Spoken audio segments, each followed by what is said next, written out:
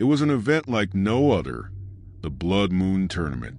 No teasers, no leaks, just a sudden, cryptic message that appeared on every Fortnite player's screen. Survive the Blood Moon. The prize? A one-of-a-kind skin that no one else would ever possess. Sarah, a skilled and seasoned player, was instantly intrigued.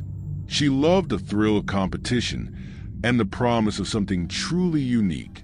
As midnight approached, she prepared herself, joining thousands of others in the lobby, all eager to claim the prize. When the game launched, Sarah found herself in the battle bus, soaring over the island. But something was different. The sky was a deep, unnatural red, with a full moon glowing in eerie blood color. The familiar music was gone, replaced by the sound of distant, echoing howls that sent chills down her spine. She jumped, gliding toward tilted towers. As she descended, she noticed strange, ancient ruins scattered across the landscape, each etched with glowing symbols. The usual vibrancy of the map was muted, the air heavy with an oppressive atmosphere. Landing quickly, Sarah's instincts kicked in. She grabbed a weapon, a shotgun, but it was different, covered in pulsating veins that seemed to throb with a dark energy. The streets were eerily quiet, and every step she took echoed unnaturally. But there was no time to dwell on the strangeness. A player suddenly appeared ahead of her, wielding a pickaxe. Sarah didn't hesitate. She aimed and fired. The shotgun blast echoed, and the player crumpled to the ground, eliminated instantly. Except something was wrong. The usual explosion of loot didn't happen. Instead, the player's avatar convulsed, and for a split second, Sarah thought she saw blood, real blood, pooling around the body before it vanished. She shook it off, telling herself it was just a glitch. This tournament was full of them, after all. Moving through the eerie, silent streets, Sarah encountered more players. Each one seemed to behave strangely, either standing still or moving erratically, almost as if they were puppets. She eliminated another two, one with a headshot and another with a precise shot to the chest. Each time, there was that brief flash of what looked disturbingly like real blood, and each time, the unease grew. But there was no time to think. The storm was closing in, and Sarah knew she needed to keep moving.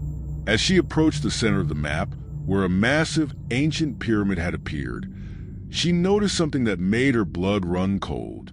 On the ground, where she had eliminated her last opponent, she found a bloody, broken pickaxe, not in the game, but on her floor.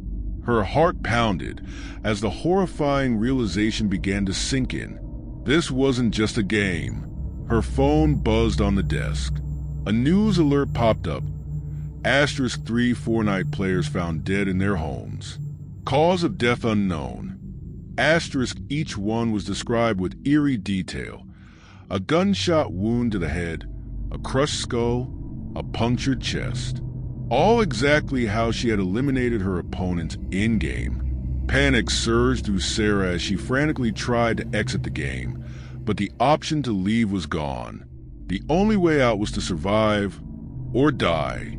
The final circle was approaching. The last few players were converging on the pyramid, their movements still strange, like they were being controlled. Sarah watched in horror as one player brutally shot another in the head, only for the player to collapse in real life, blood splattering across their screen. Sarah realized she had no choice. If she wanted to survive, she had to keep fighting.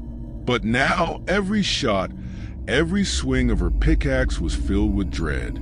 She knew that each elimination wasn't just in the game, it was real. She reached the top of the pyramid, where a massive, glowing orb hovered.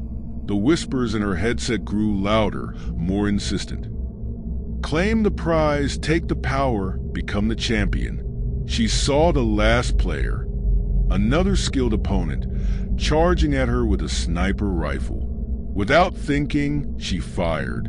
The bullet hit its mark, and the player dropped instantly. But as their avatar fell, Sarah's screen flickered, and for just a second, she saw their real-life body slump over, blood dripping from a fatal wound to the head. Shaking, Sarah stood alone at the top of the pyramid.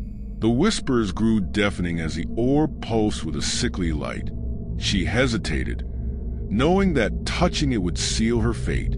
But the storm was closing in, the writhing spirits within it becoming more aggressive, their cold, clawed hands reaching out. With no other choice, Sarah reached out and touched the orb. The screen went black, but instead of the Victory Royale screen, blood-red letters appeared. The blood moon never sets. Her console shut off, leaving her in darkness.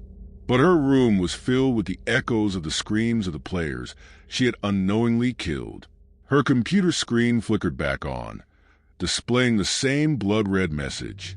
The blood moon never sets. And as Sarah stared in horror, her own reflection in the screen changed. Her eyes, now glowing a deep blood red, stared back at her. The whispers continued, cold and clear in her ears. You are the final survivor, but the tournament never ends.